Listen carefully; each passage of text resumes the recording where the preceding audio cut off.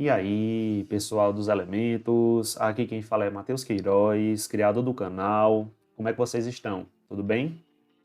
Bom, gente, estamos aqui em mais uma videoaula para dar continuidade ao nosso estudo a respeito da proporcionalidade. Nós vimos na nossa aula anterior que existem grandezas que são diretamente proporcionais. É um tipo de relacionamento entre grandezas. Quem não assistiu essa nossa videoaula, eu vou deixá-la disponível aqui no card, tá bom? Nesta aula de hoje, nós iremos estudar outro tipo de relação entre grandezas, que são as grandezas inversamente proporcionais, tá bom? Eu vou seguir mais ou menos a linha da aula anterior. Eu vou definir o que são grandezas inversamente proporcionais, mostrar a relação entre esses tipos de grandezas e apresentar exemplos, beleza? Então, pessoal, vamos lá. Bom, gente, olha só a definição de grandezas inversamente proporcionais. Vê só. Duas grandezas, x e y, são ditas inversamente proporcionais quando uma aumenta e outra diminui na proporção inversa, e vice-versa. O que é que significa esse vice-versa? Quando uma diminui, a outra aumenta na proporção inversa. Ah, professor, mas eu não entendi o que significa esse uma aumentar e outra diminuir na proporção inversa. Pessoal, vocês vão entender à medida que eu construir essa nossa tabela aqui, tá bom? Vê só, aqui nós temos as nossas duas grandezas, né? X e Y, valores relacionados a essas grandezas, e olha o que acontece. Se a gente pegar a grandeza X e dobrar ela, a grandeza Y ela vai ficar reduzida pela metade. É isso que significa uma aumentar e a outra diminuir na proporção inversa. Se uma dobrou, a outra ficou reduzida pela metade. É isso que significa, tá bom? Se a gente pegar, por exemplo, essa grandeza x e triplicar ela, a grandeza y fica reduzida à terça parte. Tranquilo? Ou seja, a grandeza x aumentou e a grandeza y diminuiu. Só que isso daí na proporção inversa. Por outro lado, pessoal, se a gente pegar essa grandeza x e reduzir ela pela metade, o que é que vai acontecer com a grandeza y?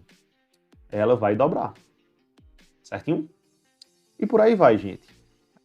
A gente poderia pegar essa grandeza x, reduzir ela à terça parte, e a grandeza y ficaria triplicada, multiplicada por 3. E de forma geral, o que é que vai acontecer se a gente pegar uma constante positiva e multiplicar a nossa grandeza x por essa constante? O que é que vocês acham que vai acontecer? Ora, a grandeza y ela vai ficar dividida por essa constante. Esse C aqui, pessoal, é um valor positivo, tá? É uma constante real positiva. Então, o que é que acontece com grandezas inversamente proporcionais? Se a gente pegar o produto entre esses pares de valores, esse produto sempre será constante. Sempre, sempre, sempre. Olha só. Se eu pegar aqui x vezes y, isso vai ser igual a 2x vezes y sobre 2, que vai ser igual a 3x vezes y sobre 3, que vai ser igual a x sobre 2 vezes 2y, que vai ser igual a x sobre 3 vezes 3y, que ainda vai ser igual a qualquer valor c que a gente pegue aqui, qualquer constante, multiplicando uma grandeza, a outra fica dividida por essa grandeza. E é claro que todos esses produtos são iguais. Por quê? Olha só, aqui a gente pode cancelar esse 2 com esse, ficando apenas x vezes y. Aqui a gente pode cancelar o 3, ficando x vezes y. E sempre isso vai acontecer, pessoal. Sempre, sempre, sempre. Tá?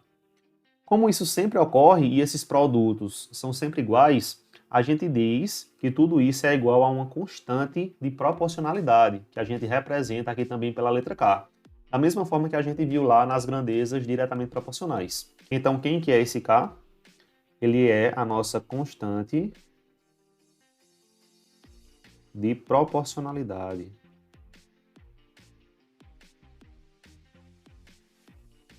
Em outras palavras, pessoal, x vezes y sempre vai ser igual a essa constante. E aqui a gente pode isolar esse y, escrevendo de uma forma um pouquinho diferente. Ó. Y é igual a K sobre x. O que é que isso significa? que se duas grandezas são inversamente proporcionais, os valores relacionados a essas grandezas respeitam essa formulazinha aqui, respeitam essa relação. A grandeza y é igual à constante de proporcionalidade dividido pela grandeza x. Beleza? Nós iremos utilizar isso para resolver alguns probleminhas futuros, tá? Mas, pessoal, para ficar mais claro ainda para vocês o que são grandezas inversamente proporcionais, eu trouxe aqui alguns exemplos. Vamos ver quais são esses exemplos, né? De grandezas inversamente proporcionais. Primeiro exemplo é o seguinte, ó. A velocidade e o tempo necessário para realizar um percurso. Então, são grandezas inversamente proporcionais. Olha só como é simples. Vamos imaginar, pessoal, que esse percurso aqui ele seja um percurso de 100 km, para facilitar o entendimento. Então, você está aí a uma velocidade de 100 km por hora. Qual é o tempo que você vai gastar para percorrer esses 100 km? 1 hora, não é verdade? Mas se você dobrar a sua velocidade, passar a percorrer 200 km por hora, então o tempo necessário para percorrer esses 100 km não vai ser mais 1 hora, vai ser reduzida pela metade, ou seja, você vai levar apenas 30 minutos, apenas meia hora. Então, dobrei a velocidade, o que foi que aconteceu com o tempo? Ele reduziu pela metade. Quem anda de carro vai compreender isso aqui de forma bem tranquila. Outro exemplo, ó. Número de torneiras e tempo necessário para encher um tanque. Imagina aí que você tem duas torneiras e essas duas torneiras com a mesma vazão levam 1 hora para poder encher esse tanque aí. Se você dobrar o número de torneiras, o tempo necessário para encher esse tanque vai ficar reduzido pela metade. Você vai levar apenas meia hora para encher esse tanque. Simples de visualizar isso, né? E o nosso terceiro exemplo é número de operários e número de dias para realizar um serviço. Vamos pegar um exemplo aqui. Imagine que a gente tem 10 operários e esses 10 operários constroem um muro em 30 dias, certo? Aí vamos triplicar o número de operários. A gente agora tem 30 operários, né? Tínhamos 10, triplicamos, temos 30. Então, para construir esse muro, os operários irão levar apenas 10 dias, ou seja, o número de dias reduziu a terça parte. Tranquilo também de compreender, né, pessoal? Bom, agora o que é que eu quero mostrar para vocês? Exemplos de grandezas que parecem, mas não são inversamente proporcionais. Tem que ter muito cuidado com esse tipo de análise, tá? Vê só. Um exemplo aqui que eu trouxe para vocês é o tempo e o decaimento radioativo de uma substância. Ao longo do tempo, uma substância radioativa ela vai perdendo massa, e a gente chama isso de decaimento radioativo, beleza? Aí o pessoal pensa o seguinte, professor, à medida que o tempo passa, que o tempo aumenta, a massa dessa substância vai se reduzindo. Beleza, isso é verdade. Mas, pessoal, não é verdade que se a gente dobrar esse tempo que se passou, a massa não vai se reduzir à metade, não. Isso é falso. Em muitas substâncias, pessoal, se a gente pegar esse tempo aqui e dobrar ele, sabe o que é que vai acontecer com esse decaimento radioativo? A massa dessa substância, ela vai ficar reduzida à quarta parte. Isso daqui, pessoal, é modulado através da função exponencial. Quem estudou esse conteúdo aí vai estar um pouquinho por dentro, certo? Então, parecem ser grandezas inversamente proporcionais, mas não são, tá bom? Não são. Pessoal, mais um exemplo que eu trago aqui é esse, ó. Tempo e resfriamento de um corpo. Por exemplo, de um animal que morreu, certo? À medida que o tempo passa, o corpo desse animal vai se resfriando, vai perdendo calor. Isso é verdade. Mas não é verdade que são grandezas inversamente proporcionais. Se a gente dobrar esse tempo aqui, a temperatura do corpo não vai se reduzir pela metade. Isso é falso, tá? Então, outra situação aqui onde a gente tem grandezas que parecem ser inversamente proporcionais, mas não são, tá? Bom, pessoal, e para finalizar a nossa aula, eu trouxe essa observação aqui, ó, que ela é muito pertinente. Vê só, tem certas grandezas que são inversamente proporcionais até certo ponto de modo prático. De modo prático significa na vida real, quando a gente vai pôr a mão na massa, tá? Um exemplo disso é o número de operários e o número de dias para realizar um determinado serviço. Vamos ver a situação do exemplo que eu falei aqui para vocês. 10 operários que constroem um muro em 30 dias. Vamos fazer o seguinte, vamos pegar esse número de operários e multiplicar por 10. tá? A gente teria então 100 operários. Será se a gente pegar esse número de dias, que são 30 dias, e dividir por 10? Então 30 dividido por 10 são 3 dias.